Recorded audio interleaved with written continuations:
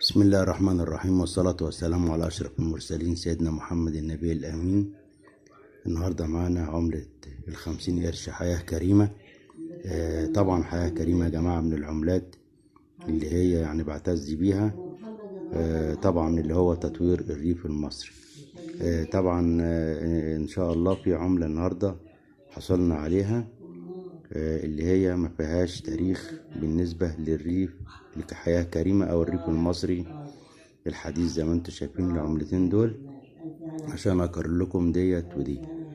طبعا هنقلب العملة حضراتكم.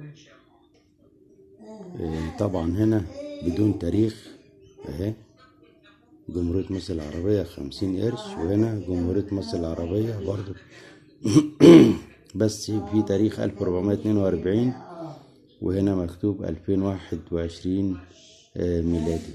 طبعا العملتين طبعا زي ما انتم شايفين حتى علامة القرش، شوف الكسرة اللي تحت الر بعيدة، وهنا الكسرة قريبة جدا.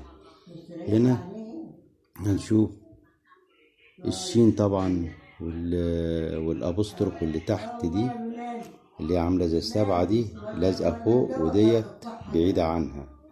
طبعا التنوين زي ما هو بالنسبة لقرشا. هنجيب لكم صورتين من بعيد اهوت، وبرضه هنقلب لكم العملة في اخر الفيديو، عشان اما بقلبها في وسط الفيديو الصورة اما بتثبت على اليوتيوب بتطلع مغلوشة او بتطلع حاجات تانية خالص. وطبعا زي ما انتم شايفين دول العملتين اللي هما بالظبط اللي هي حياة كريمة. طيب دلوقتي فات حوالي دقيقتين من الفيديو. طبعا ما تنسوناش باللايك الجميل بتاع حضراتكم، ونشكركم على دعمنا الدعم بالقناة لينا، وان شاء الله كده في ميزان حسناتكم. ما تنسونوش طبعا فضلا وليس امرا بالاشتراك بالقناة وتفعيل زر الجرس بالكل عشان يصلكم كل جديد. طبعا هنقلب لكم العملتين اهوت بعد طبعا مرور دقيقتين وشوية اهي.